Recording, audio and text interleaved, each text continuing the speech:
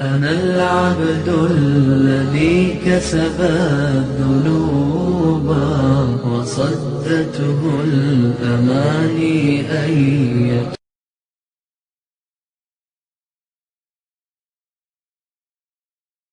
جب بھینس کا بچہ پیدا ہوتا ہے تو تھوڑی دیر وہ اٹھنے کی کوشش کرتا رہتا ہے، اسے اٹھا نہیں جاتا، گر جاتا ہے، پھر اٹھتا ہے، پھر گرتا ہے، پھر تھوڑی دیر بعد کھڑا ہو جاتا ہے۔ کھڑا ہوتے ہی سب سے پہلے ماں کے تھنوں پر جاتا، سیدھا۔ کون لے جاتا ہے؟ کیسے پتا چلا؟ اور انسان کے بچے کو مائیں دودھ پلا پلا تھک جاتی ہیں، اسے سمجھ میں نہیں آتی مجھے کرنا کیا ہے۔ ربنا الذی اعطى كل شیء خلقہ ثم ہدی۔ رب کون ہے؟ جو ہر چیز کو پیدا کرتا ہے اور اسے علم دیتا ہے، ہدایت دیتا ہے۔ تو دل کے اندھیروں کو دور کرنے کے لیے مرد ہو، عورت ہو، ڈاکٹر ہو، انجینئر ہو، ان پڑھ ہو، دو نور ہیں، ایک قرآن کا ہے، ایک رسالت کا ہے۔ اور جو امت سارا سال قرآن اٹھا کے ہی نہ دیکھے، اس کے اندھیرے کہاں سے دور ہوں گے؟ جنہیں اپنے نبی کی سیرت کے بارے میں پتہ ہی کچھ نہ ہو، اناٹمی پڑھ کے تو اندھیرے دور نہیں ہوں گے، انجینئرنگ پڑھ کے تو اندھیرے دور نہیں ہوں گے، فزکس، کیمسٹری، اکنامکس پڑھ کے تو اندھیرے دور نہیں ہوں گے، نیوٹن، آئنسٹائن کو جاننے سے تو اندھیرے دور نہیں ہوں گے، وہ تو خود سب اندھیروں میں ہیں۔ ان اندھیروں کو دور کرنے کے لیے ایک میرے نبی کا نور ہے، جو ان کی مبارک زندگی، سیرت، ان کا اپنا وجود، اور ایک قرآن کا نور ہے جس کو اللہ تعالیٰ نے آسمانوں سے اپنے حبیب پر اتارا ہے۔ سیرت کانفرنس سے زندگی کو نہیں پہچانا جا سکتا۔ روزانہ کھانا کھاتے ہیں، یہ میڈیکل ڈاکٹر روزانہ پریکٹس کرتے ہیں، روزانہ مریضوں کو دیکھتے ہیں، روزانہ اپنے نبی کے ساتھ کچھ عرصہ بیٹھو تو پھر پتہ چلے گا میرا نبی کیا ہستی ہے۔ روزانہ قرآن کے ساتھ کچھ بیٹھو، ہمارا قرآن تو صرف ختم پڑھنے کے لیے رہ گیا ہے، وہ بھی مولوی صاحب آ کے ختم پڑھ کے چلا جاتا ہے۔ MRCP ڈاکٹر ہے، سورۃ فاتحہ کا ترجمہ نہیں آتا، بہت بڑا ہارٹ اسپیشلسٹ ہے، اتحیات کا ترجمہ نہیں آتا، زندگی گزر گئی دنیا کے بکھیڑوں میں، کبھی سیرت کا ایک ورق نہ پڑھا۔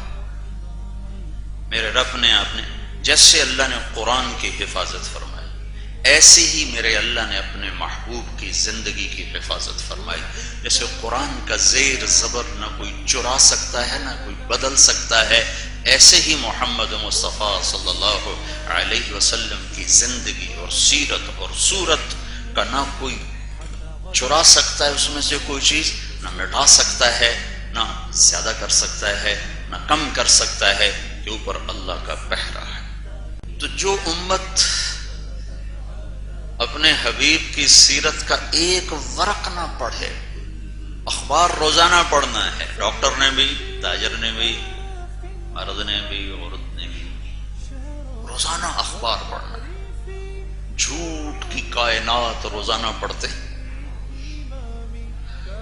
اور اپنے محبوب کو سال میں ایک دفعہ، جی طارق جمیل صاحب آ کے سیرت کا بیان کر دو، میرے پاس کوئی جادو کی چھڑی ہے جو 1 گھنٹے میں دلوں کے دروازوں پہ دستک دے کر وہاں کوئی فصل بہار بیج دوں، میرے ہاتھ میں کوئی طاقت ہے؟ جس زمین کو روزانہ پانی لگنا ہو، اسے سال کے بعد 1 گھنٹہ پانی ملے، وہ خاک ہری ہوگی، وہ خاک سرسبز ہوگی۔ یہ تو ہر وقت سینے سے لگانے کی چیز ہے، دم دم یاد کرنے کی چیز ہے، پل پل آنکھوں میں سجانے کی چیز۔ لا الہ الا اللہ پاسپورٹ ہے، محمد الرسول اللہ ویزا ہے۔ پاسپورٹ نہیں ہو تو ویزا کہاں لگے؟ ویزا نہ ہو تو پاسپورٹ پہ سفر کیسے کرے؟ تو لا الہ الا اللہ یہ جنت کا پاسپورٹ ہے، اور محمد الرسول اللہ اس کا ویزا ہے۔ یہ ویزا لگواؤ مرنے سے پہلے پہلے، ورنہ کام بڑا مشکل ہو جائے گا۔ ہم اپنی اولاد کے لیے کشادگی مانگتے ہیں، یا اللہ ہمیں بھی کشادہ رزق دے، ہماری اولادوں کو بھی دے، اور مانگو مانگو مانگو۔ لیکن میرے نبی نے کیا مانگا؟ اللہم اجعل رزق آل محمد قوتا، اے میرے رب آل محمد کا رزق تھوڑا کر دے، گزارے کا کر دے، گزارے کا۔ کیوں؟ کس لیے کہ کوئی قیامت کے دن مجھے یہ تانا نہ دے کہ آپ کی اولاد نے مزے کیے اور ہم سولیوں پہ لٹکے، ہم نے فاقے سہے۔ آپ نے فرمایا میں دیکھ رہا ہوں کہ کتا ہے کالا اور سفید جو میری اولاد کا خون پی رہا ہے۔ جب کربلا میں لشکر آمنے سامنے ہوئے اور حضرت حسین کی نظر شمر پر پڑی تو انہوں نے کہا اللہ اکبر، صدق اللہ ورسول، سچ کہا اللہ اس کے رسول۔ شمر کو برس کی بیماری تھی جس کو پھل بیری پنجابی میں کالا چٹا ہو گیا تھا۔ تو یہ ہے۔ ساتھیوں نے پوچھا کیا کہہ رہے ہیں؟ سچ کہا اللہ رسول نے۔ اللہ کے نبی نے فرمایا تھا ایک کالا چٹا کتا ہوگا جو میری اولاد کا خون پیے گا۔ وہ یہ کہ رسول اللہ آپ کی ملاقات کے شوق میں ہے۔ تو آپ نے فرمایا اچھا تو واپس جاؤ، میرے اللہ سے پوچھ کے آؤ میرے بعد میری امت کے ساتھ کیا کرے گا، میں پھر جواب دوں گا۔ میرے رب کی عزت کی قسم اگر میرے نبی یہ سوال نہ اٹھاتے تو آج میں اور آپ بھی بندر خنزیر بنا دیے جاتے۔ اللہ تعالیٰ کی ہم سے کوئی رشتہ داری؟ جو جن کاموں کی وجہ سے پہلی امتیں بندر خنزیر بنی وہ کروڑوں گنا اس سے بڑے پیمانے پر یہ امت کر رہی ہے، اور اللہ تعالیٰ نے بندر اور خنزیر بنا دیا، ہمیں کیوں نہیں بنایا؟ یہ سنو میرے بات کیا کرے گا میری امت کے ساتھ، جاؤ پوچھ کے آؤ۔ جبریل واپس گئے، وہاں سے جواب آیا یا رسول اللہ تعالیٰ فرما رہے ہیں کہ ہم آپ کی امت کو تنہا نہیں چھوڑیں گے۔ وہ پہلے والا نہیں ہوگا جو پچھلوں کے ساتھ ہوا، چھوٹا کام ہوگا، زلزلے آ گئے، اموات ہو گئیں، قحط آ گیا، یہ چھوٹی چھوٹی چیزیں ہوں گی۔ بندر خنزیر بننا کوئی معمولی بات ہے۔ ہمارا سارے لاہور کا تاجر بددیانت ہے، سارے پنجاب سندھ بلوچستان کا تاجر بددیانت ہے، سارا بازار جھوٹ پر، خیانت پر، کھوٹ پر ہے۔ کوئی بیچارہ پھنس جاتا ہے نا اور اپنی چیز بیچنے پر آ جاتا ہے تو یہ جتنے پراپرٹی والے ظالم درندے ہیں یہ ریٹ گھٹانا شروع کر دیتے، اس کی مدد نہیں کرتے کہ ہمارا بھائی پھنس گیا ہے تو اس کی چیز 4 پیسے زیادہ دے کے خرید لو، اپنی مصیبت سے نکل جائے، اس کے ریٹ گھٹانا شروع کر دیتے۔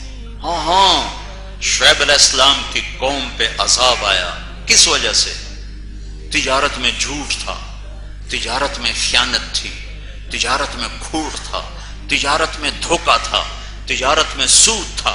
ان 5 چیزوں کی وجہ سے آسمان سے آگ برسی، انگارے برسے، زلزلہ، انگارے، آگ کی بارش، اور سورا پنجاب سندھ بلوچستان سرحد اس خیانت میں بھرا ہوا ہے۔